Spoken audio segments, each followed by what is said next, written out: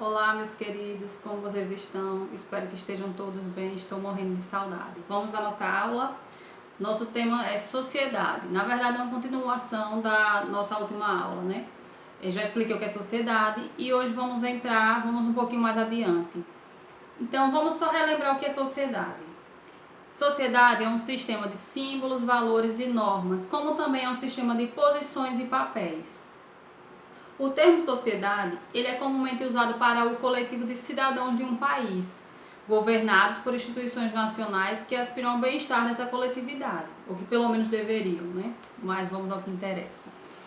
Então, há também alguns pensadores cujo debate insiste em reforçar a oposição entre indivíduo e sociedade. Vamos entender um pouquinho mais o que é isso aí. Então, Durkheim, Marx e Weber conceituaram de maneiras diferentes a definição de sociedade, a partir do papel político, social ou econômico do indivíduo. Vamos ver um pouquinho o que esses pensadores falaram, né? Então, para Durkheim, no pensamento durkheimiano, a sociedade prevalece sobre o indivíduo, pois quando este nasce, tem de se adaptar às normas já criadas, como leis, costumes, línguas e etc. É a sociedade como coletividade que organiza, condiciona e controla as ações individuais. Então vamos entender um pouquinho o que seria isso, né? Para Durkheim, o que ele pensou sobre isso. Então, na verdade, o que ele está querendo falar é que é a sociedade que manipula o indivíduo. Ou seja, a gente já vem na sociedade com normas, com regras, com leis que temos que cumprir. Um exemplo bem clássico seria ao nascer, tipo, você já nasce já com que você tem seu papel, sua função na sociedade. Você não é livre para fazer o que quer e bem entender. Um exemplo bem claro seria: eu não posso sair na rua pelado. Até posso, mas se eu sair vai ter consequências. É mais ou menos por aí, tipo, eu não posso atravessar o sinal vermelho, né? Temos leis, temos regras a cumprir. Eu até posso atravessar o sinal vermelho, mas eu sei que eu vou ter, né, consequências graves. Então é mais ou menos por aí que ele quer colocar, que você é obrigado a fazer o que a sociedade impõe. Você até pode fazer o que você quer, mas você vai pagar um preço bem alto por isso. Então é justamente no pensamento de Durkheim, é mais ou menos isso que ele coloca, né? Então, para ele, os fatos sociais, conjuntos e regras, a sociedade controla as ações individuais. Vamos ver agora o pensamento de Marx. Para Karl Marx, as teorias de Marx sobre a sociedade, a economia e a política sustentam que as sociedades humanas progridem através da luta de classes. Seria um conflito entre a classe social, que controla os meios de produção, e a classe trabalhadores, né, que fornece a mão de obra. Um exemplo clássico seria o proletário, que é o operário, né, e o patrão, o burguês. Então aquele operário, né, aquele proletário, o operário, ele vai trabalhar. Você sabe, tipo, a pessoa consegue um emprego, aí vai acertar com o patrão, vai ganhar X, vai ganhar tanto, por aquele serviço prestado. E o patrão vai ficar com o quê? Com todo o lucro da empresa. Então, o que o operário vai receber? Ele vai receber aquele determinado valor que foi combinado anteriormente, né, pelo serviço dele, suficiente para sobreviver, né, que é o que a gente vê na sociedade. Na maior parte, né, a maioria das pessoas ganha o suficiente para sobreviver, enquanto o patrão, ele ganha todo o lucro. E aí é que está essa questão. Então é justamente o que Karl Marx coloca, essa divisão de classes que sempre vai existir. Para ele, a sociedade é heterogênea. O que é que isso quer dizer?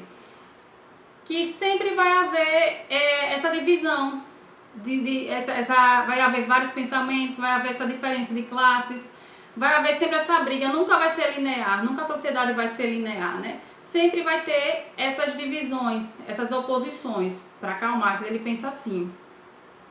Já na visão de Weber, ele não tem uma teoria geral da sociedade, né?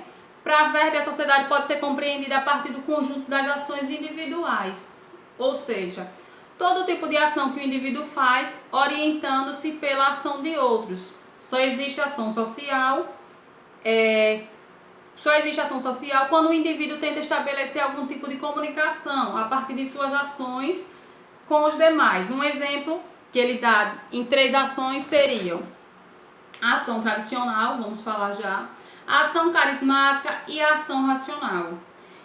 Então, para Weber, a ação tradicional seria basicamente o quê? Um exemplo, pais e filhos, né? Os pais ditam as regras e os filhos obedecem. Isso numa visão tradicional. Hoje vemos muitas diferenças, mas se o direito seria esse, o certo, né? Seria esse, né? Mas isso aí a gente está falando há um tempo atrás, né? Conceito surgido no início do capitalismo, então, que era assim, e hoje ainda predomina, querendo ou não, tem famílias tradicionais que ainda predominam, né? Os pais ditam regras, filhos obedecem. Vimos algumas coisas aqui e ali, mas enfim, né? O padrão normalmente é esse. Então, os pais que determinam, você não vai fazer isso, você não pode fazer aquilo, você tem que fazer assim, assim, e o filho obedece. Na escola, um exemplo na escola, o professor manda, o aluno obedece, né? O professor passa a atividade, o professor ordena fazer algum trabalho, o aluno chega lá, cumpre aquele trabalho no dia determinado, no dia marcado, e apresenta ao professor. Então, essa ação tradicional seria mais ou menos isso. Essas tradições, esses costumes, manda e obedece, ordena isso, faz aquilo. Então, é mais ou menos essa divisão, tipo, tem quem manda e tem quem obedeça. Então, é uma ação tradicional que chamamos. Essa ação carismática já seria o quê? O controle da sociedade através da admiração. O que é isso? É uma ação carismática, é quando alguém lhe cativa pelo que ela é, pelo que ela parece ser, com aquele jeito dela, com aquela fala bonita, aquelas promessas. Um exemplo clássico seria os políticos, né? Em época de eleição, a gente vê muito isso, os políticos indo de porta em porta, de casa em casa. Então, essa ação carismática, a pessoa lhe cativa pelo jeito dela, pela forma dela falar, e você acaba sendo atraído, né, pelo comportamento daquela pessoa, você acaba sendo enganado, na verdade. Então, por isso que precisamos entender a sociedade, compreender, para saber diferenciar nessa hora, né, se essa pessoa de fato está falando a verdade. Não se deixar enganar pelas ações, pela aparência, não vamos dizer assim. Então é necessário compreender essa sociedade, é preciso aprender para não se deixar levar justamente por esse carisma todo, né? Essas falsas promessas, porque aí é justamente saber o que é verdade, o que é que você pode, o que é que não pode. Aquelas falsas promessas de campanha que a gente costuma ver, né, em tempo de eleição. Então muitas promessas, você tem que compreender para saber se aquilo ali é possível, se aquilo ali realmente é verdade, é verdadeiro, né? Se aquilo ali, de fato, no caso, ele pode cumprir o que está prometendo. Então, é necessário que você conheça para não ser enganado, né? Então, essa seria a ação carismática, você se deixar levar pela aparência. Já na ação racional, é a descrição da burocracia capitalista. Ou seja, toda a burocracia, né? Toda a burocracia, todas as regras que temos, que precisamos seguir. Seria essa.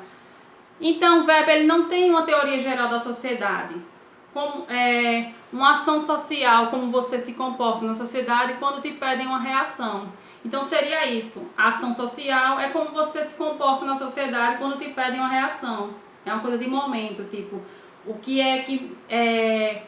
tipo, para aquele momento ali, o que é que precisa, né? Tipo, como eu falei, em tempo de eleição, o político que ele precisa do povo para se eleger. Então ele vai usar a ação carismática para conquistar aquele público, né, que ele tem que atrair para ele conseguir os votos. Então, para Weber ele vê essa situação assim, uma necessidade naquela situação, naquela hora, né? Então você vai usar aquilo que você precisa no momento. Então, para ele não tem essa visão geral, ele tem mais ou menos isso, uma coisa de momento. Você é o que você precisa no momento.